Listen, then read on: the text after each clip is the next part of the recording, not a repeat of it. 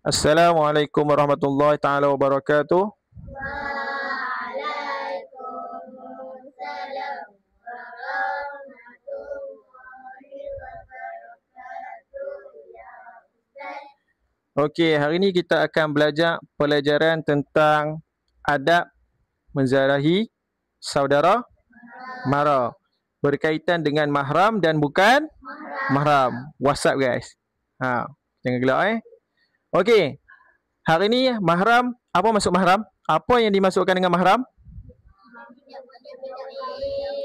Kita tidak boleh kahwin. Okey, apa maksud bukan mahram?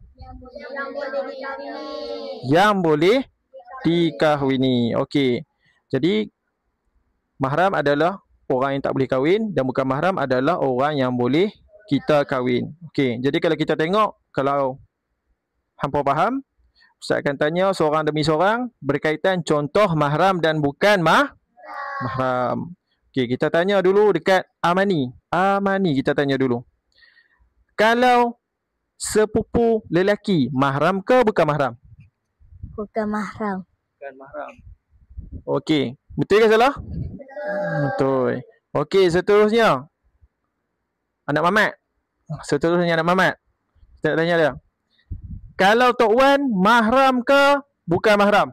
Mahram. Tok Wan mahram? Betul. Okey, betul tak? Betul. Okey. Seterusnya kita nak tanya dekat Izlan. Mak kamu, mak hang, mahram ke bukan mahram?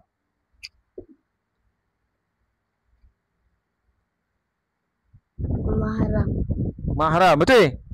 Betul. Okey, seterusnya kita nak tanya dekat Jannah. Jannah, Encik Sofian mahram ke bukan mahram? Encik Sofian mahram ke bukan mahram? Bukan mahram. Bukan mahram. Bukan mahram. Makna kata dia boleh kahwin dengan ayah dia. Mahram. Mahram. Mahram. Mahram. Okey, mahram. Seterusnya sepupu perempuan, mahram ke bukan mahram? Mahram. Mahram. Okey, seterusnya Amin, mahram ke bukan mahram? Mahram. Mahram. Jadi mahram ni adalah untuk selalunya keluarga terdekat. Keluarga terdekat. Pak cik, mak cik dan sebagainya. Kalau bukan mahram ni adalah orang yang tak ada kaitan. Bukan tak ada kaitan. Yang boleh kahwin dengan kita.